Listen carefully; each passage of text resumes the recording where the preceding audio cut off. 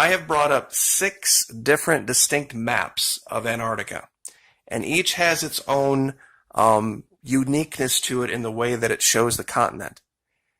Earlier today, I had put up a video showing Mound Key in Florida, where there's this area that has been strangely cleared away, and the shape is unmistakable. The people that lived there hundreds of years ago were very different, very distinct from other North Americans, other Native Americans.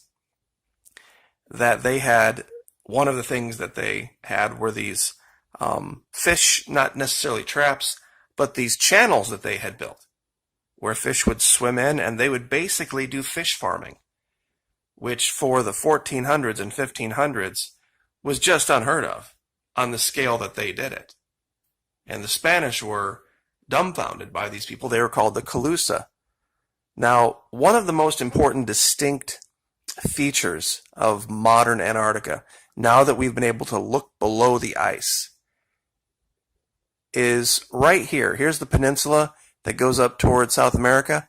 This area right here, I've focused on before, and it looks like this might have been some type of an inundation event right here, where you can see where it seems like a heavy channel was dug, and it overwhelmed this spine of mountains that runs through Antarctica. There are basically 2 different areas of Antarctica. There's what they call west and east.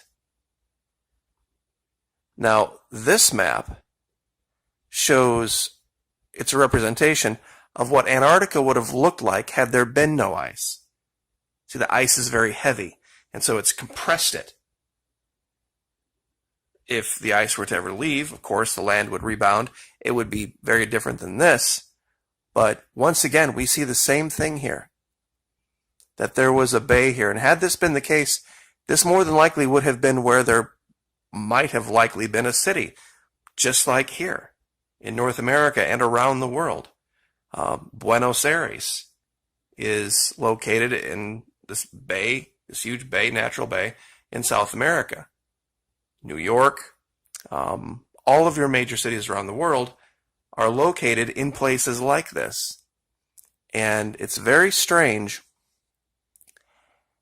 And we'll look at one more of these up close.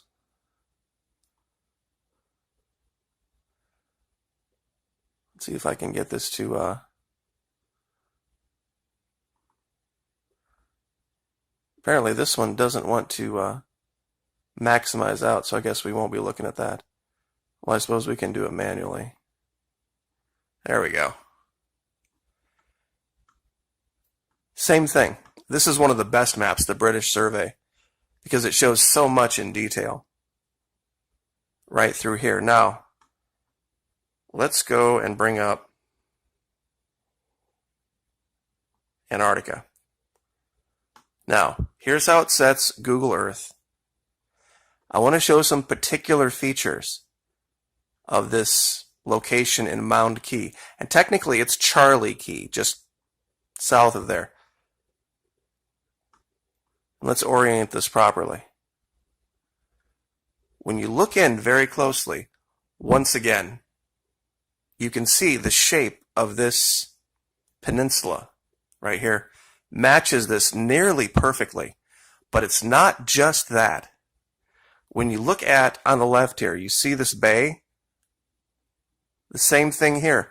But follow it around to like the 5 o'clock area.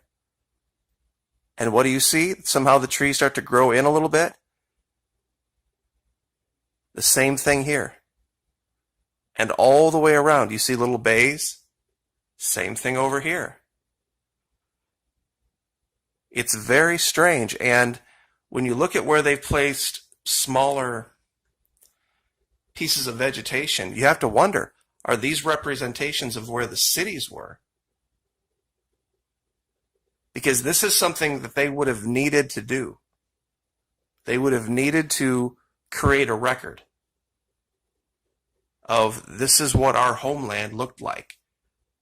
This is where we lived. And it's what we would do too if there were some cataclysm. We would want some way to keep record of this. And maybe they were advanced in some ways, but not in enough ways. Like, for example, they didn't have iPads and they didn't have smartphones, where you could have just taken pictures, or CAD CAM design, where you could have created these maps and done them in 3D. They had to use the tools they had, or whatever they could carry with them. Now, I also mentioned that it correlated to two different places on the Pentagon network map. And I want to zoom out and show this and reorient. Now, you have to adjust for drift on this one. There's just no way around it. Down here is the Yucatan Pentagon that we've talked about so many times. And let me see if I can, for those of you that haven't seen this before, I'm going to try to turn off some of this so that you can see what we're talking about.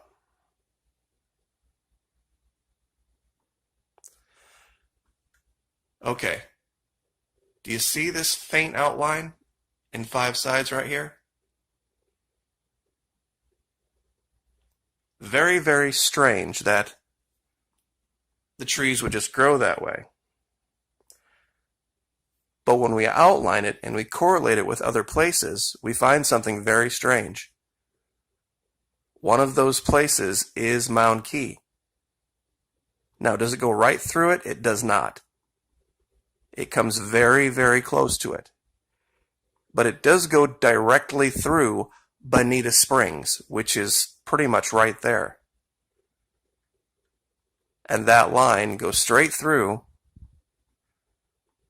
and it intercepts this place called the Flemish Seamount that we'd found. And it also has this very strange raised 5-sided pentagon shape to it. It continues on and ends up at Stonehenge, generally speaking. Let me see if I can get a better picture here. There we go. So this is the correlation. A lot of these sites that I found are off just by a matter of a couple of tenths of a degree, which is what that is.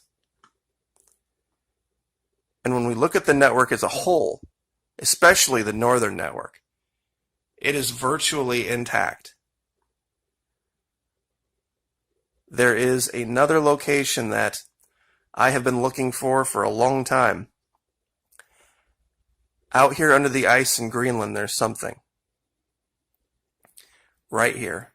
Because there is a third line that goes through this, and it starts down here. At the Yucatan, there's a line that's missing, and I think you can see it. It would go right through here, it would cut right through there, and it would end up way out here in India. I haven't found the locations for that yet, but I'm still looking. But all of these do tie back to Antarctica and to the Stargate. This was one of those locations that I wasn't really sure about when I first found it, but now, given how it correlates to everything else, I think Stargate, the series, just got something right. And somebody was trying to show us something that they couldn't tell us outright about. It was this gate. Now, also, I don't know how anyone, and I keep showing this over and over again, people say you're seeing things. You know, maybe I am. I don't know, but I see a sickle and a hooded figure here. And maybe it's just a factor of the camera that I'm looking at a 27-inch 4K screen, and you're just seeing an image of a 27-inch 4K screen. But you can download Google Earth Pro for yourself. And I wanted to say that because you could send somebody to Antarctica And they could take all sorts of video and all sorts of pictures. And then they could put it online and say, this is what I saw, this is what I found. And still people could come say, you doctored the images, you doctored the pictures, and you'd have no way of proving that you didn't. You would have no way of proving it. You'd have to get all sorts of experts and that tried to be on your side, and they'd accuse you of paying people off or hiring your friends or whatever. This is the beauty of the way that we find things at this channel. It's the unique way that we do it. You don't have to trust me. You absolutely have to have zero trust in me, either as a channel operator or as a person or as an investigator or as anything else. All you have to do is have a laptop or a computer, download Google Earth Pro, put in the coordinates, and look at the image for yourself and make up your own mind. There's no way I can mess with your computer. You can go buy a brand new one at the store and do it.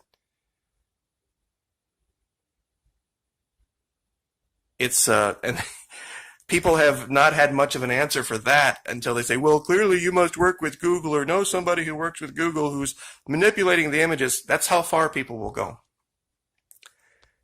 That if I worked for Google and I had that kind of power, that I would just have this little channel, 111,000 subscribers, and that I would be doing this, it just would be beyond logic, but those people don't operate from a logical place anyway. However, the investigation continues, and I do think, many years from now, people will look back and go, did they not know there was an entire continent full of fresh water in 2000? I mean, there were people literally dying of thirst around the world, and literally all they had to do was sail a ship down there and fill it full of water and sail it back. They did it with oil. Why couldn't they do it with fresh water? Did they not know there was literally 3 times the amount of fresh water down there as there was everywhere else in the world combined? And when you think about that, that's pretty stunning. If you think of the Amazon, if you think of the Mississippi, you think of the Great Lakes, Lake Baikal in Russia, all of the rivers and streams everywhere on the planet, all added together, are 3 times smaller than the amount of fresh water down here. And yet we still have people dying because they can't grow crops for lack of water. They don't have fresh water to bathe in. They don't have fresh water to drink. Yet we can build tankers, that are 1,100 feet long for oil and move that all over the planet with no problem. There have been people in the Middle East that have even speculated about attaching azipods, drive pods, to floating icebergs and directing them into currents that'll move the icebergs up into the Indian Ocean so that they can access them. They're really working on this.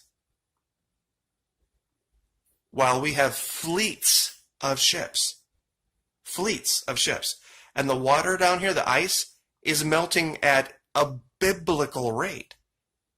It's melting into these giant gully washers and streams and rivers that you couldn't stop them if you wanted to. I mean, by pumping them dry. You would never pump them dry. Ever. It's just, I think that's how history is going to remember this time, this era, as Bizarro World. Because we don't even know everything that there is to know about Florida, much less Antarctica. I'm going to look more into this, and one of the strange things I'll leave with, this is a picture from 2014. I wondered why this was undiscovered for so long. I figured out why. Check this out. I'm going to go ahead and, this is with history off. This is an image, April 2020. Now we're going to go back in time. Watch this. 2017, 2016, 2014, 2013, 2012, 2010. It's gone. This is 2008. This thing just appeared in 2012. How could that be? How could you have it look like this in 2008 and look like this now? Clearly, this was hidden for a very long time, and something has occurred on the planet to make it come back. What? I have no idea, but it's very clear what it is. Anyway, like, share, subscribe. Thank you so much, and we will see you next time.